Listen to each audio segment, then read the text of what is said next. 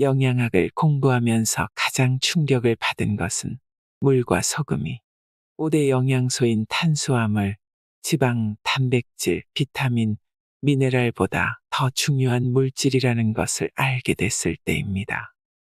그리고 이보다 더 큰 충격은 부작용이 전혀 없는 천연 자연요법인 맨발 걷기, 즉 땅과의 접촉에 관한 정보를 접했을 때였습니다.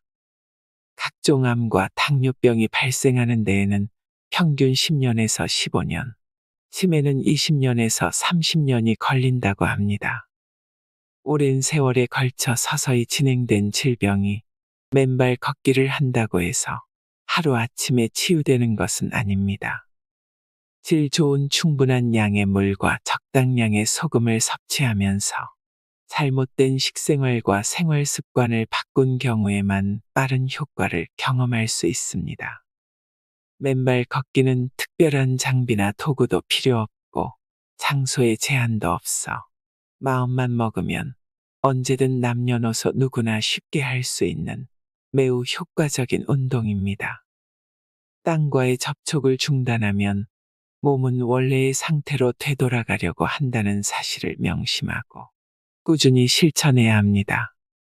맨발 걷기가 건강에 좋다는 사실이 알려지면서 건강한 삶을 원하는 사람들 사이에서 맨발 걷기가 정말 열풍입니다. 저도 책 소개를 진행하며 박동창 저자의 맨발 걷기가 나를 살렸다라는 책을 접하게 되었고, 매일 아침이면 맨발 걷기를 하기 위해 근처 공원으로 운동을 나갑니다. 그런데 최근 날씨가 급격히 추워지면서 발도 시리고 맨발 걷기를 계속하는 게 괜찮을지, 발에 상처가 나면 어떡하지 하는 걱정이 되었습니다. 건강하게 맨발 걷기를 할 수 있는 방법은 없을지, 주변에 항암 중인 사람이 맨발 걷기를 해도 되는지, 맨발 걷기를 하기에 좋은 곳은 어딘지 구독자 분들께서도 많이 궁금해 하시더군요. 그래서 요즘 맨발 걷기 관련 책 중에 괜찮은 도서가 있어 소개해 드리려고 합니다. 땅과의 접촉으로 만병을 치유하는 건강 프로젝트. 맨발로 걸으면 기적이 일어난다라는 책입니다. 오늘 영상 곳곳에 맨발 걷기에 대한 궁금증을 해소하고 문제를 해결하는 방법들이 보물처럼 숨어 있으니 맨발 걷기에 대해 궁금했던 점들이 있던 분들이라면 이 영상을 꼭 끝까지 시청해 주시길 바랍니다. 그럼 지금부터 맨발 걷기에 관한 이야기를 시작하겠습니다. 자유전자와 음이온. 자유전자. 맨발로 걷기에 관한 책과 자료에서는 자유전자와 음이온 마이너스 전자라는 단어가 자주 등장합니다. 자유전자와 음이온의 의미를 깊게 이해하면 맨발 걷기와 숲속의 맑은 공기가 얼마나 중요한지를 새롭게 인식하게 돼 야외에서의 활동을 더욱 열심히 하고자 하는 의지가 생깁니다. 플러스 전하를 띤 사람이 맨발로 땅과 접촉하는 순간 몸속에 쌓여있는 정전기를 흡수해 중화시키며 자유전자가 사람에게로 천천히 이동해 건강에 도움을 주는 역할을 합니다. 일반적으로 전기는 플러스 쪽인 양극에서 마이너스 쪽인 음극으로 흐른다고 알려졌지만 마이너스 전하를 띤 자유전자는 음극 쪽에서 양극 쪽으로 흐릅니다.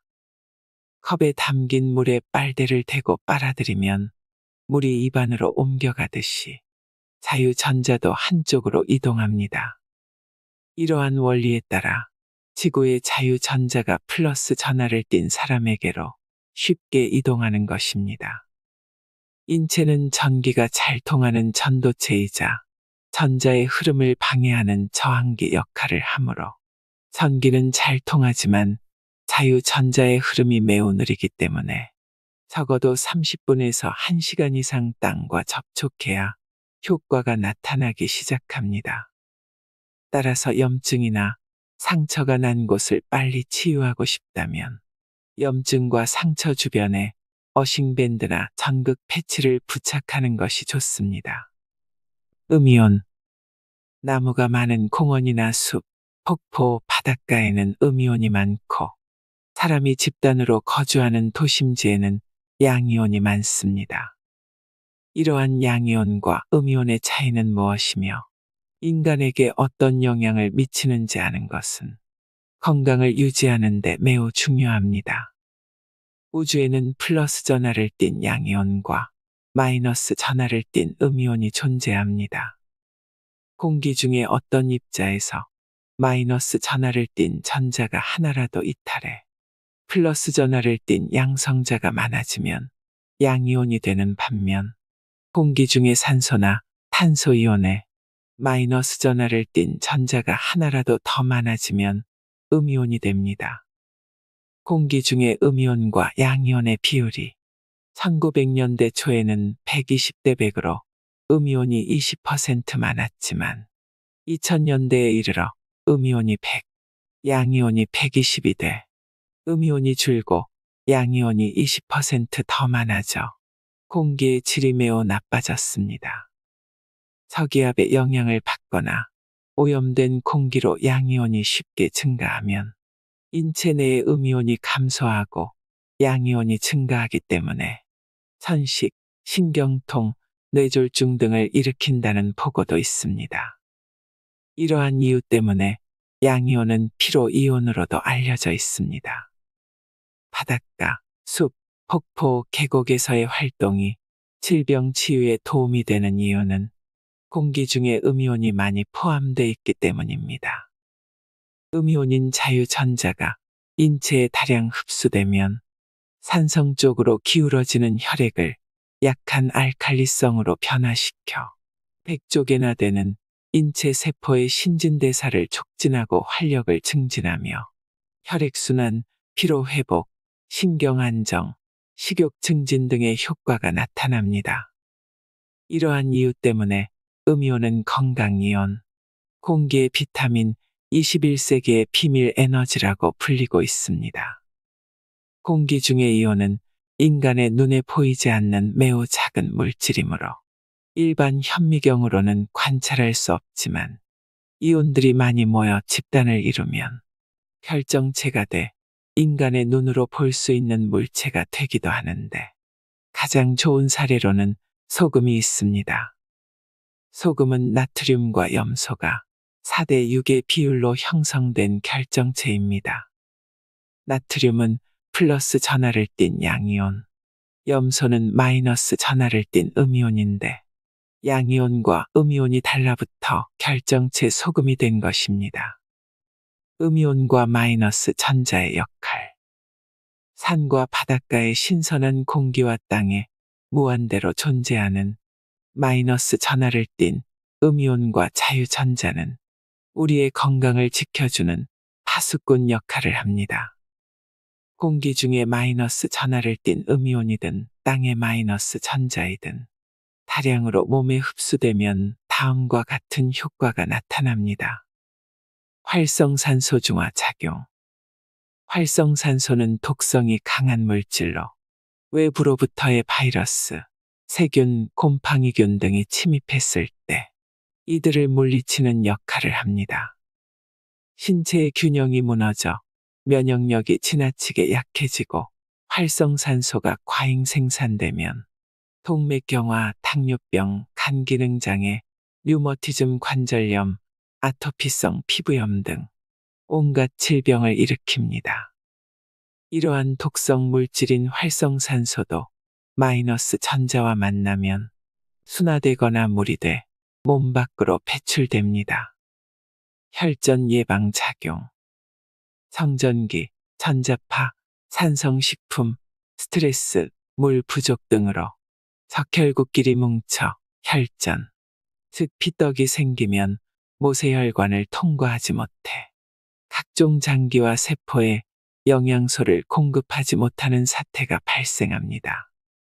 하지만 혈액에 다량의 마이너스 전자를 공급하면 적혈구의 표면이 마이너스 전하를 띠게 돼 서로 밀어내며 달라붙지 않고 낱개의 포도알처럼 뿔뿔이 흩어져 모세혈관을 쉽게 통과합니다.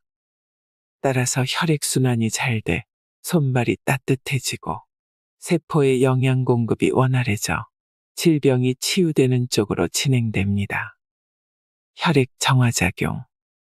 사람의 몸은 혈액이 수소 이온 농도 7.35에서 7.45의 약한 알칼리성 상태로 지속돼야 신체의 모든 장기가 원활하게 작동해 건강을 유지할 수 있도록 설계되어 있습니다. 하지만 가공식품, 산성식품, 무염식, 저염식 위주의 식생활, 불규칙한 생활, 스트레스, 치료약, 방사선 촬영 치료, 공기 오염 등으로 혈액이 산성 쪽으로 기울면 온갖 질병이 발생하기 시작합니다. 이처럼 다양한 원인으로 산성화된 혈액을 땅에서 흡수한 마이너스 전자가 알칼리성으로 환원시켜 각종 질병을 예방 치유하는 역할을 합니다. 특히 전자파에 의해 무너진 칼슘 균형이 회복돼 골다공증이 개선됐다는 보고는 의학의 새로운 지평을 열었다고 할 수 있습니다. 자율신경 조절 작용. 회사에 입사한 지 1년도 안 돼 직장을 그만둔 사람들에게 이유를 물어보면 대부분 극심한 스트레스 때문이라고 대답합니다. 살인마라고 불릴 만큼 우리의 건강을 해치는 스트레스는 교감신경 긴장 모드 신경과 부교감신경 휴식 모드 신경의 균형을 무너뜨립니다. 교감신경이 사람을 지배하면 소화불량, 편두통, 불면증, 어깨결림, 허리 통증, 만성피로, 수족냉증과 같은 증상이 나타납니다.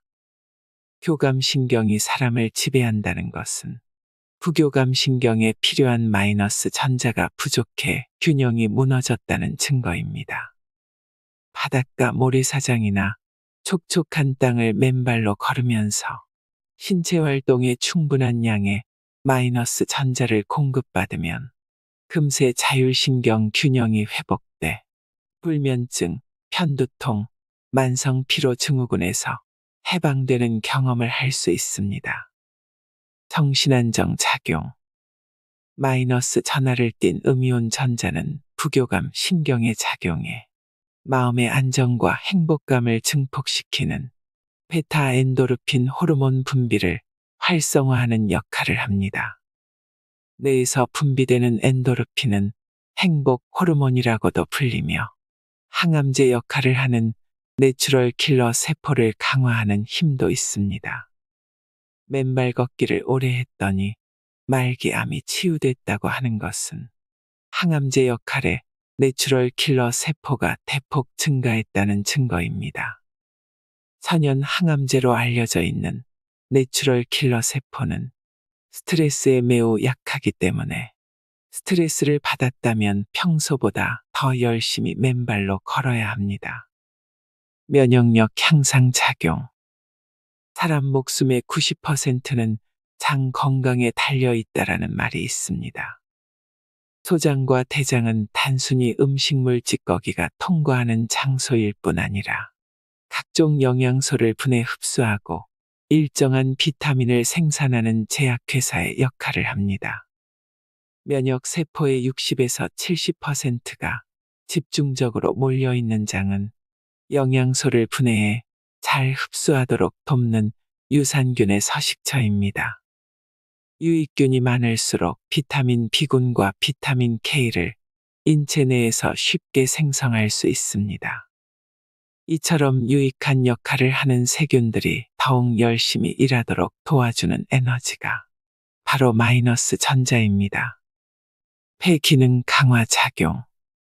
우리 주변에는 유독 자주 감기나 독감에 걸리고 폐렴으로 고생하는 사람들이 있습니다.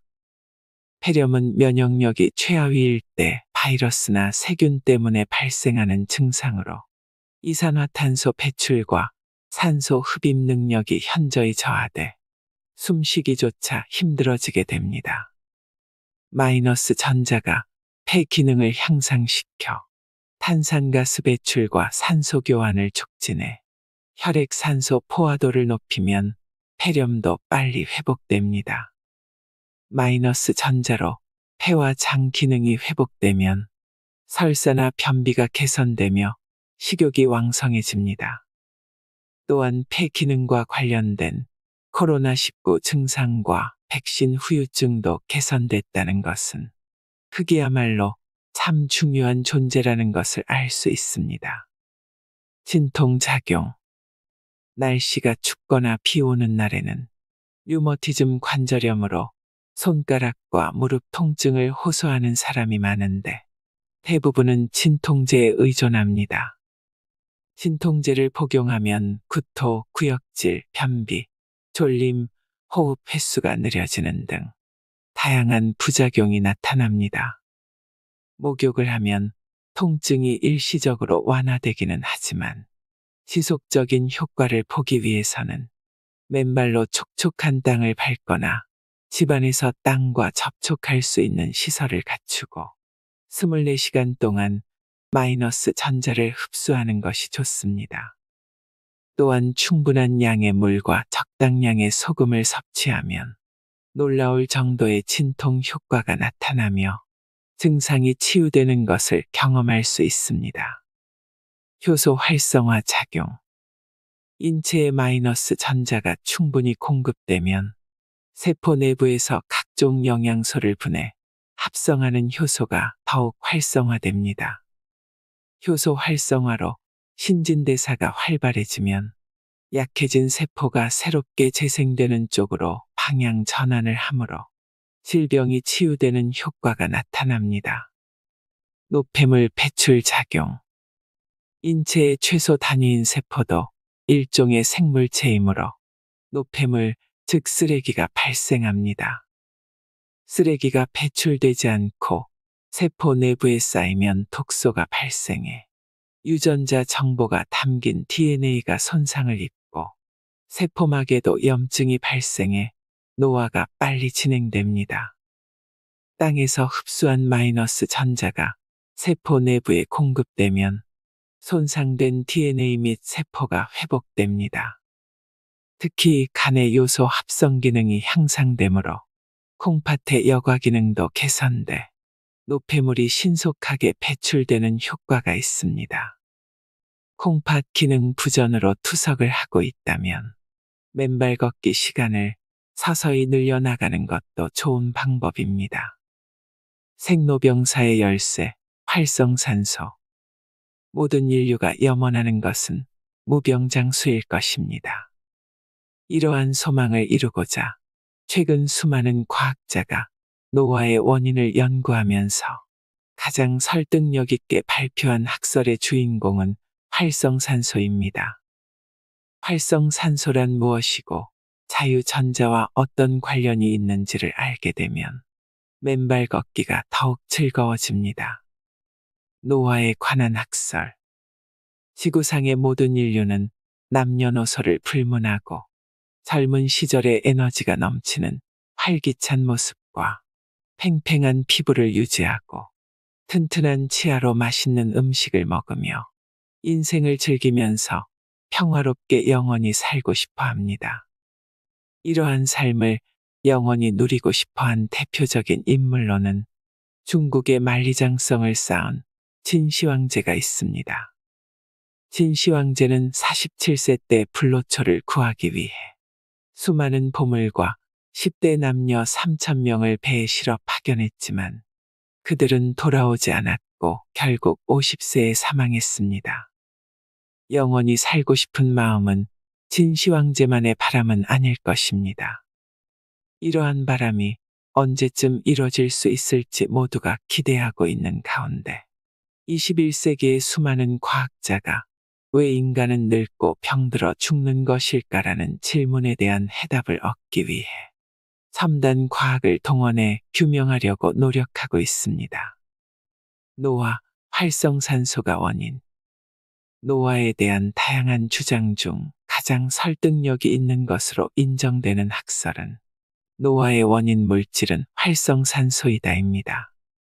활성산소는 왜 발생하며 지구에 존재하는 마이너스 전자와 어떻게 밀접한 관련이 있는지를 이해하면 24시간 땅과의 접촉이 우리의 생사를 좌우한다는 것을 알게 됩니다.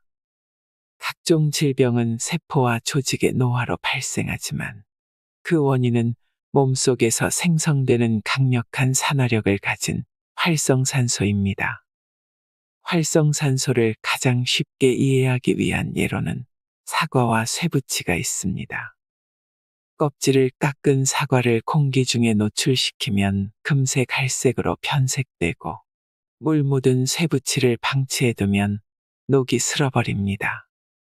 이는 공기 중의 산소로 산화된 결과인데 필요 이상으로 과잉 생성된 활성산소는 이보다 더욱 강력한 산화력이 있어서 몸속의 지방과 단백질을 산화 변질시켜 우리의 건강을 위협하고 있습니다. 그렇다면 몸속의 활성산소는 어떻게 생성되는 것일까요? 사람은 공기 중에 산소를 흡입해 에너지를 만들어 생명을 유지하고 있는데 호흡으로 흡입된 산소의 약 2에서 3%가 활성산소로 바뀝니다. 활성산소는 몸을 보호하기 위해 끊임없이 생성되고 있지만 평소 적정량이 생성되면 전혀 문제가 발생하지 않습니다. 인체의 균형이 무너지고 활성산소가 과잉 생성되면 노화와 질병을 일으키는 해로운 역할을 하게 됩니다. 이러한 유해성 때문에 활성산소를 독성산소라고 부르기도 합니다. 생명 활동을 유지하기 위해서는 일정량의 활성산소가 필요하지만 가공식품과 산성식품 위주의 식생활은 필요 이상의 활성산소를 몸속에서 만들어내고 엎친 데 덮친 격으로 주변 환경이 활성산소를 더욱 많이 생성되도록 부추기고 있습니다. 다량의 활성산소가 발생하는 원인. 방사선 촬영. 병원에서는 질병의 원인을 규명하기 위해 엑스레이, CT, MRI 등의 방사선 촬영을 합니다. 이때의 방사선은 투과력이 강력하므로 직접 몸속 깊숙한 곳까지 침투해 강력한 활성산소를 발생시키면서 여러 장기에 손상을 주는 부정적인 측면도 있습니다. 암 환자가 방사선 치료를 받으면 기력 저하, 피부염, 가려움증, 탈모, 오심, 구토, 설사, 변비, 구강 건조 등의 부작용이 나타나는데 이는 바로 방사선 조사로 세포의 핵인 DNA 이중나선 구조가 절단돼 활성산소가 과잉으로 발생했다는 증거입니다. 가공식품과 산성식품. 항산화제 SOD에 마이너스 전자를 공급하는 영양소는 미네랄과 각종 비타민입니다. 식품 공장에서 여러 가지 화학물질을 첨가해 고열로 생산한 가공식품과 산성식품은 미네랄과 비타민이 부족할 뿐 아니라 플러스 전하를 띤 산성식품이므로 마이너스 전자를 공급할 수 없습니다. 이러한 이유로 최신 21세기 홀리스틱 영양학에서는 가능하면 마이너스 전자가 풍부한 알칼리성 식품인 채소와 과일을 날 것으로 많이 섭취할 것을 권하고 있습니다. 질병 치료약. 질병을 치유하는 모든 치료약은 신체의 기능 일부를 억제하거나 중단시키는 역할을 하기 때문에 다량의 활성산소가 생성됩니다. 치료약 중 활성산소를 가장 많이 발생시키는 약물은 항암제입니다. 중증의 암 환자가 항암제 치료를 받으면 머리카락이 송두리째 빠지는데 이는 항암제 때문에 활성산소가 과다 발생해 신체에 손상을 주고 있다는 증거입니다. 항암제뿐 아니라 호르몬제, 해열제, 소염제, 항생물질을 비롯한 모든 화학약품은 활성산소를 다량으로 발생시켜 소화기 계통은 물론 간, 콩팥을 비롯한 다른 장기에까지 부작용을 일으킵니다. 수돗물. 강이나 호수의 물을 이용하는 수돗물에는 세균이 많기 때문에 이들을 살균하기 위해 염소라는 약재를 사용합니다. 염소가 물과 만나면 활성산소의 일종인 차염소산으로 변화됩니다. 이는 강력한 살균력이 있지만 지방과 단백질도 산화시켜 버릴 정도의 독성도 있으며 발암물질도 발생시켜 더 많은 활성산소가 생성되도록 합니다. 수돗물에 포함된 염소 성분은 비타민을 파괴하므로 과일과 채소를 수돗물에 오랜 시간 담가두는 일은 삼가야 합니다. 공장 자동차의 배기가스.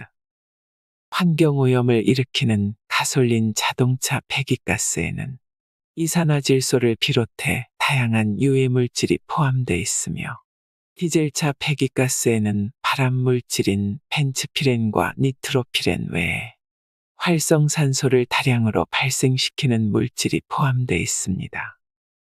더욱이 공장 굴뚝에서 배출되는 매연에 포함된 환경오염 물질도 활성산소를 증가시킵니다.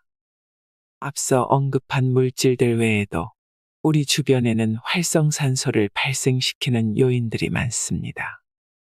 수면 부족, 과도한 스트레스, 과음, 과식, 과로, 격렬한 스포츠와 운동, 수돗물을 소독하는 염소, 각종 전자제품의 전자파, 산화된 식용유로 조리한 음식, 담배 연기와 다량의 알코올 섭취, 병원의 방사선 조사와 촬영, 바이러스 세균 자극에 따른 발열, 염증, 농약 식품 첨가물 등의 화학물질, 자동차 배기가스와 공장 굴뚝의 환경오염 물질, 치료약, 항암제, 호르몬제와 해열제, 소염제, 항생물질 등 활성산소는 앞서 언급한 요인 외에 건강을 해치는 식생활 및 불규칙한 생활로도 발생합니다.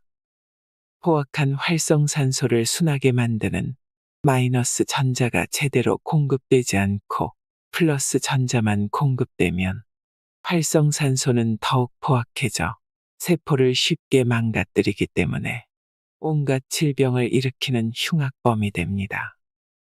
흉악범으로 변한 과잉의 활성산소를 순하게 만드는 마이너스 전자는 스트레스와 피로를 풀어주는 천연 피로회복제 역할에 해 암예방과 치유를 돕는 천연 항암제, 염증을 가라앉히는 천연 소염제, 숙면을 취하게 하는 천연 수면제, 마음을 평온하게 하는 천연 신경안정제의 역할도 합니다.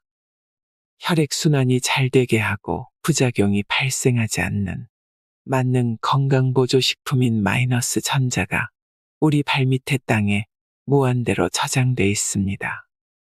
발밑의 촉촉한 흙과 바닷가 모래사장을 맨발로 밟기만 하면 언제든지 공짜로 원하는 만큼 마이너스 전자를 무한대로 흡수해 활성산소를 없애 자신의 건강을 지킬 수 있습니다.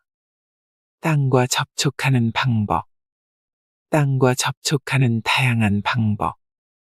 질병 치유 효과가 있는 흙과 직접 접촉하려 해도 도회지는 물론이고 시골 구석구석까지도 모든 길이 콘크리트와 아스팔트로 포장돼 있어서 맨발 걷기를 할 만한 장소를 발견하기가 쉽지 않습니다. 땅과 직접 접촉하려면 어떻게 할 수 있는지 몇 가지 방법을 알려드리겠습니다. 맨발로 걷는다.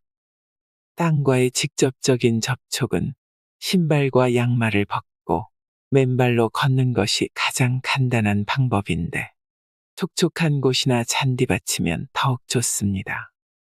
콘크리트 길이나 아스팔트 길은 땅과의 접촉이 단절돼 전기가 통하지 않는 상태이므로 어싱 효과가 없지만 비가 오는 날은 상관없습니다. 직접 흙과 접촉한다. 야외에서 자유롭게 걸을 수 없는 경우에는 캠핑의자나 간이의자에 앉아 맨발로 땅을 밟거나 바닷가 모래사장에 발을 묻어도 어싱이 잘 됩니다. 집에서는 맨발과 맨손으로 흙을 밟거나 만지며 텃밭의 채소나 정원의 화초를 가꾸면 피곤한 줄 모르고 일을 할 수 있습니다. 이는 인간이 땅과 직접 접촉해 지구의 에너지인 마이너스 전자를 다량 흡수한 결과입니다. 물에 들어간다. 물은 전기가 잘 통하는 전도체이므로 개울에서 물고기를 잡거나 강, 호수, 바다 등에서 수영을 해도 어싱이 됩니다. 이렇게 할 수 없는 상황이라면 물가를 철벅거리며 걷기만 해도 어싱이 되며 집에서 목욕할 때 샤워기가 목욕물에 잠겨 있으면 샤워기를 통해서도 어싱이 됩니다. 자연을 활용한다. 촉촉한 정원 운동장 잔디밭을 맨발로 걷는 것이 가장 좋은 방법이지만 맨손으로 풀이나 나무를 만져도 땅과 간접적인 접촉이 됩니다. 잔디밭에서 노는 반려동물은 맨발이므로 이들을 쓰다듬어줘도 간접적으로 땅과 접촉할 수 있습니다. 어싱 상태의 사람과 접촉한다. 요즘 외국의 일부 병원 또는 마사지샵에서는 맨발로 땅과 접촉할 기회가 없는 사람을 위해 의사나 마사지사 자신이 어싱이 된 상태로 환자나 고객을 맞이하는 곳이 있습니다. 고객을 상대하는 마사지사는 에너지를 보충하기 위해 대부분 건강보조식품에 의존하는 경향이 있는데 땅과 접촉해 마사지하면 자신의 에너지를 빼앗기지 않는다는 것을 경험할 수 있습니다. 맨발 걷기의 유의사항. 야외에서의 맨발 걷기가 건강에 좋다고 해서 준비도 없이 하다가 건강을 해치는 경우가 있으므로 약간의 기초 지식을 갖출 필요가 있습니다. 발 건강의 중요성. 인간의 발은 신체 중에서 차지하는 비율이 2%에 불과하지만 나머지 98%의 신체를 지탱하는 몸의 뿌리 역할을 합니다. 한쪽 발에는 26개의 뼈, 32개의 근육과 힘줄, 107개의 인대가 얽혀 있어 걸을 때마다 체중의 1.5배에 해당하는 하중이 발에 가해집니다. 하루에 많게는 10,000번 이상의 걸음을 내디디며 충격을 줘도 불평 한마디 하지 않고 신체를 묵묵히 떠받쳐주는 고마운 조직입니다. 또한 심장과 가장 멀리 떨어져 있으면서도 발까지 내려온 혈액을 다시 올려보내는 제2의 심장 역할을 하기도 합니다. 하지만 교통수단의 발달로 많이 걷지 않아 발의 근력이 줄어들고 외적 아름다움만을 추구하느라 발에 맞지 않는 신발을 신는 탓에 발 건강에 적신호가 켜졌습니다. 발에 다양한 문제가 생겼는데도 그대로 방치하면 걷거나 뛰는 등의 일상생활이 힘들어지고 심폐 기능이 저하돼 면역력이 낮아질 뿐 아니라 내 건강에도 영향을 미쳐 치매가 일찍 발생할 수도 있습니다. 발 건강부터 체크한다. 나무가 곱고 크게 성장하려면 뿌리와 밑동이 튼튼해야 하는 것과 같이 사람이 평생 건강하고 바른 체형을 유지하려면 발이 건강해야 합니다. 맨발로 걷기 전에 자신의 발 건강 상태를 먼저 체크해뒀다가 시간이 지남에 따라 어떻게 좋아지는지 확인하는 것도 맨발 걷기에 도움이 됩니다. 발바닥이 평발이다. 팔자걸음을 걷는다. 무지외 반증이 있다. 소진의 반증이 있다. 족저근 막염이 있다. 보폭이 예전보다 좁다. 발톱이 살을 파고든다. 발에서 냄새가 많이 난다. 저녁 때가 되면 발이 붓는다. 걷는 속도가 예전보다 느리다. 계단에서 자주 걸려 넘어진다. 무릎이 아파 오래 걷지 못한다. 걸을 때 가끔 두 발이 뒤엉킨다. 겨울이 되면 발 뒤꿈치가 갈라진다. 발바닥 전체에 각질이 심하게 많다. 맨발로 땅을 밟으면 발바닥이 아프다. 발가락 사이나 발톱 밑에 무좀이 있다. 모든 발가락 사이에 4개의 손가락을 끼우면 아프다. 위 18가지 항목 중 체크한 것이 많을수록 발 건강에 적신호가 켜져 있는 것으로 받아들이되 맨발 걷기 운동을 꾸준히 하면 개선된다는 희망을 갖고 열심히 실천하시기를 권합니다. 팔자걸음부터 고친다. 걸어갈 때 발이 안쪽으로 향하는 안짱걸음은 허벅지 뼈나 정강이 뼈가 안쪽으로 뒤틀려 생기는 경우가 많습니다. 기저귀 때문에 생긴 어린이의 안짱걸음은 성장하면서 대부분 저절로 호전되지만 10%가량은 그대로 지속됩니다. 성인의 경우 고관절이 앞으로 뒤틀어져 오래 걸을 때 아킬레스건을 충분히 쓰지 못하게 되고 발목과 무릎 관절에 통증이 자주 발생합니다. 한편 팔자걸음은 걸을 때 발의 각도가 바깥쪽으로 15 이상 벌어진 상태로 허리를 뒤로 젖히면서 걷게 함으로써 척추관이 좁아지고 척추 관절에 염증을 일으키며 골반이 틀어집니다. 팔자 걸음의 원인 중 70%는 양반다리로 앉는 생활 습관 때문에 발생하고 30%는 복부 비만이 심하거나 허벅지 안쪽에 살이 많은 경우에 발생합니다. 집을 지을 때 기초가 평평하지 않으면 집이 한쪽으로 기우는 것처럼 안짱걸음과 팔자걸음은 몸 전체를 틀어지게 합니다. 11자와 비슷하게 똑바로 걷는 습관을 가져야 맨발 걷기를 즐겁게 오랫동안 할 수 있습니다. 팔자걸음과 안짱걸음을 고치려면 운동장이나 모래사장에 직선으로 줄을 긋고 그 줄에 따라 똑바로 걷는 연습을 추천합니다. 처음에는 발목을 비롯해 다리 전체가 아프기도 하지만 건물이 똑바로 서기 위해서는 기초가 수평이 돼야 하듯이 사람도 똑바로 걸어야 맨발 걷기를 오래 할 수 있다는 점을 염두에 두고 꾸준히 연습해서 교정하시기 바랍니다. 몸 상태를 미리 기록해 둔다. 땅과의 접촉 효과를 확인하기 위해서는 미리 몸 상태를 체크해 두는 것이 좋습니다.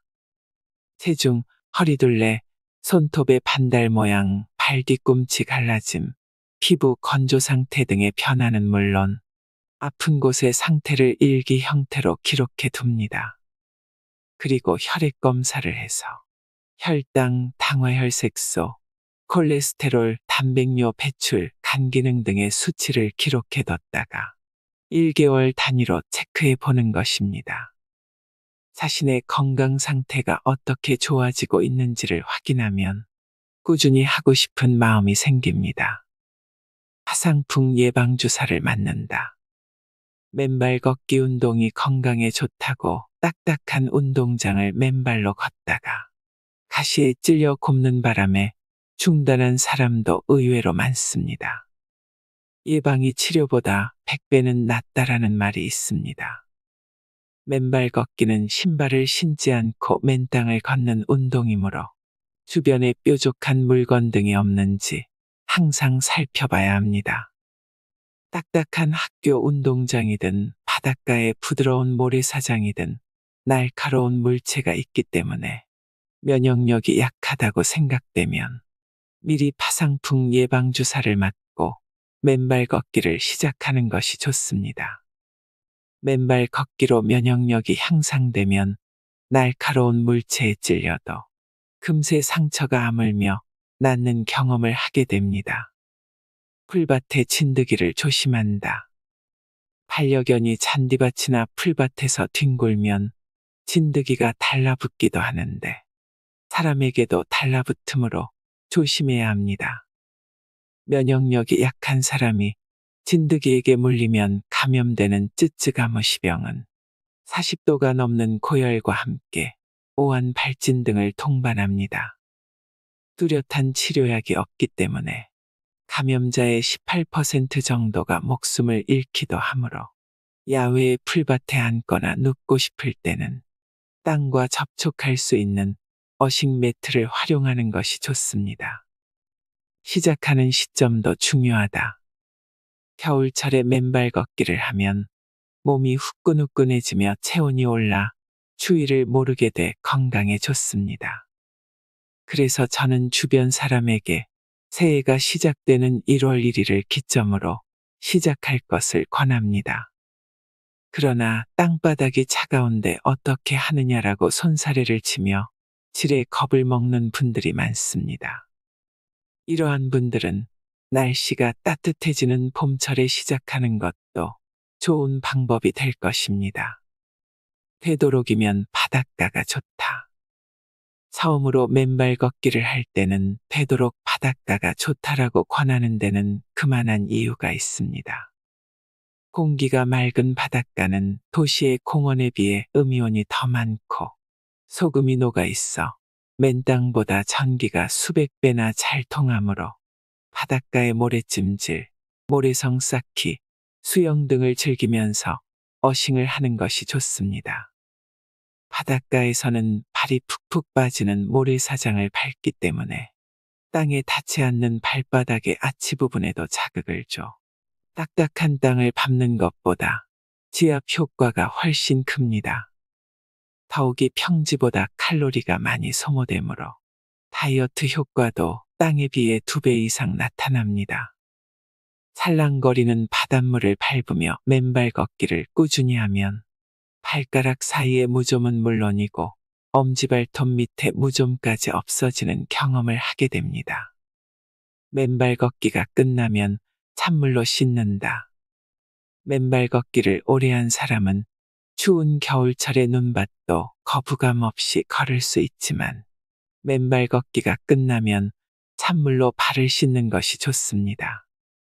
찬물로 씻으면 처음에는 차갑게 느껴지지만 5분쯤 지나면 오히려 발이 훈훈해지는데 이는 혈액순환이 잘 되고 있다는 증거입니다. 겨울철의 통상을 예방하기 위해서는 차가워진 맨발을 갑자기 따뜻한 물에 담그기보다는 먼저 찬물로 씻은 후 미지근한 물에 담그는 것이 좋습니다. 어싱용 신발로 겨울철 통상을 예방한다. 맨발 걷기를 오랫동안 한 사람은 겨울철에도 양말의 밑바닥에 구멍을 뚫어 신고 맨발 걷기를 하는데 만약 맨발 걷기를 시작한 지 얼마 되지 않아 통상이 걱정된다면 어싱용 신발을 활용하는 것이 좋습니다. 어싱용 신발은 땅과의 접촉이 가능하도록 전기가 잘 통하는 구리봉을 신발 바닥에 박아 만든 제품으로 통상이 염려되는 겨울철의 안성맞춤입니다. 하지만 발바닥 지압 효과는 맨발과는 비교가 되지 않을 정도로 매우 적습니다. 충분한 양의 물을 마신다. 노인이 되면 갈증 센서가 제대로 작동하지 않기 때문에 하루 종일 물을 마시지 않아도 목이 마르지 않습니다. 노인이 아닌데도 걷기 운동 전에 물을 마시면 좋지 않다라고 생각해 물을 마시지 않고 갈증을 참는 사람이 많은데 이는 매우 위험한 행위입니다. 걷기 시작하면 활발한 신진대사로 체온이 높아지고 에너지 소모가 많아지며 수분 증발로 혈액량이 줄어듭니다. 혈액량이 줄어들면 혈액의 점도가 높아져 고혈압과 뇌졸중으로 이어지므로 탈수를 예방하기 위해서는 충분한 양의 물과 적당량의 소금을 섭취해야 합니다. 혈액은 0.9%의 나트륨이 유지돼야 폐혈증이 발생하지 않으므로 소금기가 없는 맹물을 마시면 0.9%의 나트륨을 유지하기 위해 섭취한 물을 금세 배출시켜 버리므로 화장실 출입을 자주 하게 됩니다. 맨발 걷기를 할 때는 갈증이 나타나기 전에 수시로 조금씩 마시는 것이 지혜로운 방법입니다. 약간의 죽염을 탄 물을 마시면서 걸으면 피로감 없이 즐겁게 걸을 수 있습니다. 맨발 걷기의 목표는 땅과의 접촉이다. 맨발 걷기가 건강에 좋다는 말을 듣고 첫날부터 촉촉한 땅을 2~3시간 동안 걷다가 허리와 무릎에 통증이 생겨 포기하는 경우도 있습니다. 맨발 걷기의 목표는 신발과 양말을 벗고 촉촉한 땅과 접촉하는 것이므로 첫 2, 3일은 30분, 4일째는 1시간, 일주일 후에는 1시간 30분 등과 같은 방법으로 점차 시간을 늘려나가는 것이 좋습니다. 해수욕장의 부드러운 모래사장이라도 첫날부터 욕심을 내서 많이 걸어서는 안 됩니다. 평소 무릎이 아프거나 허리 통증 때문에 오래 걸을 수 없는 사람은 캠핑의자 또는 간이의자에 앉아 맨발로 땅, 잔디, 모래사장 등을 밟고 있거나 바닷물에 발을 담그기만 해도 되므로 굳이 많이 걸을 필요가 없습니다. 오랜 시간 동안 많이 걷는 것이 중요한 것이 아니라 땅과의 접촉 시간이 중요하다는 것을 기억하시기 바랍니다. 맨발 걷기와 어싱에 관한 궁금증. 맨발 걷기를 위해 무엇부터 준비해야 하는가? 파상풍 예방 접종을 하고 물을 마시면서 해야 한다. 맨발 걷기는 마음만 먹으면 언제든지 할 수 있지만 면역력이 약하다고 생각되면 먼저 파상풍 예방 접종을 하는 것이 좋습니다. 또한 맨발 걷기에는 물도 꼭 필요합니다. 천천히 걷든 빨리 걷든 맨발 걷기도 일종의 운동이므로 호흡을 통해 수분이 증발합니다. 목이 마르다는 것을 느낀 후에 물을 마시는 것보다는 목이 마르기 전에 수시로 조금씩 마셔야 피가 끈적끈적해져 발생하는 뇌졸중과 고혈압을 예방할 수 있고 각종 질병을 유발하는 몸속의 노폐물인 쓰레기를 신속하게 배출할 수 있습니다. 충분한 양의 물을 마시는 것만으로도 질병의 90%를 예방할 수 있습니다. 맨발 걷기는 어린이에게도 효과적인가? 어린 자녀와 함께 걸으면 최고의 선물이 된다. 어릴 때부터 맨발로 흙길을 걸으면 첫째, 평발이 될 가능성이 사라지고 둘째, 아토피성 피부염이 신속히 개선됩니다. 셋째, 발바닥의 신경과 연결된 뇌가 자극을 받아 두뇌 발달, 집중력 강화, 학교 성적의 향상은 물론 과잉행동 발달 장애 및 자폐증 예방과 치유에 도움이 됩니다. 따라서 맨발 걷기는 부모가 자녀들에게 주는 최고의 선물입니다. 참고로 유현경 씨가 저술한 자폐아는 특별한 재능이 있다라는 책에서는 아프리카에서 맨발로 생활하는 아이들에게는 자폐증이 발생하지 않는다는 내용이 수록돼 있습니다. 맨발 걷기는 몇 시간 정도가 적당한가? 처음은 30분 정도, 익숙해지면 1시간 이상이 좋다. 맨발 걷기가 건강에 좋다는 말을 듣고 첫날부터 맨발로 2~3시간 걷다가 발목과 무릎 통증으로 중단하는 경우가 종종 있습니다.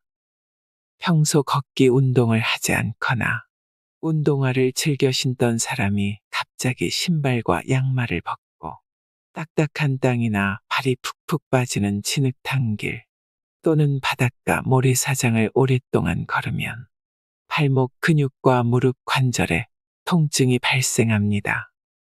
이러한 부작용을 예방하기 위해서 처음 2, 3일은 30분 정도, 4, 5일째는 1시간, 일주일째부터는 1시간 30분과 같은 방법으로 점진적으로 운동량을 늘리는 것이 좋습니다.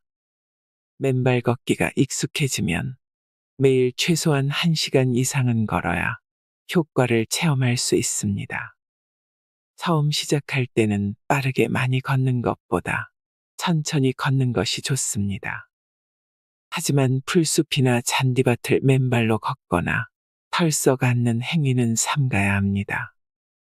요즘은 외래종의 진드기가 전국에 걸쳐 널리 분포돼 있어 면역력이 약한 사람에게는 치명적이기 때문에 조심해야 합니다. 무릎이나 허리가 아픈 사람은 어떻게 해야 하는가? 캠핑의자나 간이의자에 앉아 맨발로 밟기만 해도 된다. 무릎이나 허리가 아파서 제대로 걸을 수 없거나 휠체어에 의존해 생활하는 사람은 맨발 걷기가 어렵습니다. 이러한 분들은 캠핑 의자나 간이 의자에 앉아 맨땅, 잔디밭, 바닷가의 모래사장 등을 맨발로 밟고만 있어도 땅에서 올라오는 마이너스 전자를 흡수할 수 있습니다. 의자에 앉아 맨발로 땅을 밟자마자 기분이 상쾌해지고 머리가 맑아지며 예민한 사람은 금세 발바닥이 화끈거리면서 몸속에 에너지가 충만해지는 것을 느낄 수 있습니다. 빠른 효과를 원한다면 맨땅에 물을 뿌려 촉촉하게 한 후 맨발로 밟는 것이 좋습니다. 거동이 불편해 주로 침대에서 생활하는 사람은 어떻게 해야 하는가? 욕창방지용 어싱 매트를 사용하면 된다. 맨발 걷기가 건강에 아무리 좋다고 해도 걸을 수 없는 환경 속에서 살고 있는 분들도 있습니다. 건강상의 문제로 요양원이나 요양병원 등에서 침대 생활을 오래 하면 욕창이 발생하는 경우가 많습니다. 몸을 제대로 움직이지 못하는 중환자는 욕창 방지용 침대나 매트를 사용한다고 해도 간병인의 도움을 받아 2시간마다 자세를 바꿔야 합니다. 이러한 경우 환자 본인은 물론 간병인도 많은 스트레스를 받는데 이러한 분들이 땅과 연결된 어싱용 매트를 사용하면 욕창이 발생하지 않습니다. 당뇨병 환자는 어떻게 해야 하는가? 부드러운 모래사장을 걷거나 바닷물에 발을 담그는 것이 좋다.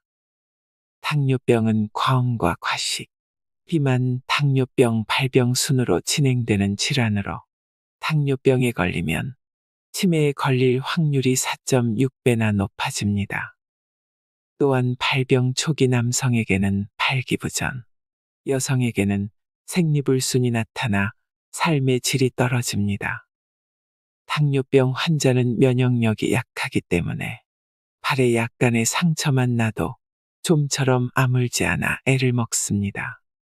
당뇨병 환자가 맨발 걷기를 처음 시작할 때는 화상풍 예방 주사를 맞은 후에 바닷가에 부드러운 모래사장을 걷거나 바닷물에 발을 담그는 것이 좋습니다. 딱딱한 땅이라면 캠핑 의자나 간이 의자에 앉아 맨발로 땅을 밟고만 있어도 되고 구멍 뚫린 맨발 걷기용 양말을 신고 걷다가 발바닥이 두꺼워지고 면역력이 향상됐을 때 맨발로 걸어도 됩니다. 당뇨병은 과음과 과식, 체내물 부족, 음식을 싱겁게 먹은 것 등으로 비롯된 질환이므로 충분한 양의 물과 적당량의 소금을 섭취하면서 어싱해야 빠른 효과를 기대할 수 있습니다. 실내 어싱이 효과가 없는 경우가 있는가? 공기가 건조한 계절에는 어싱이 안 될 수 있다. 맨발 걷기를 하지 않고 집이나 사무실에서 어싱을 해도 효과가 별로 없는 경우도 있습니다. 저는 공기가 건조한 계절인 봄, 가을, 겨울철에 손목이나 발목에 부착하는 어싱밴드가 조금만 헐거워져도 구리로 된 어싱용 동판이나 동망 패드에 맨발을 얹어도 컴퓨터 마우스용 어싱 패드에 손을 얹어도 어싱이 되지 않은 경우를 여러 번 경험했습니다. 몸에 수분이 부족해 피부가 지나치게 건조해도 어싱이 제대로 되지 않으므로 가끔 테스트기로 확인해 보는 것이 좋습니다. 또한 신체적 장애가 없는 사람이라도 겨울철에 찬바람이 강하게 부는 날이나 여름철에 폭우가 쏟아지는 날에는 맨발 걷기를 하고 싶어도 할 수가 없습니다. 이럴 때는 실내에서 어싱을 하는 것이 효과적입니다.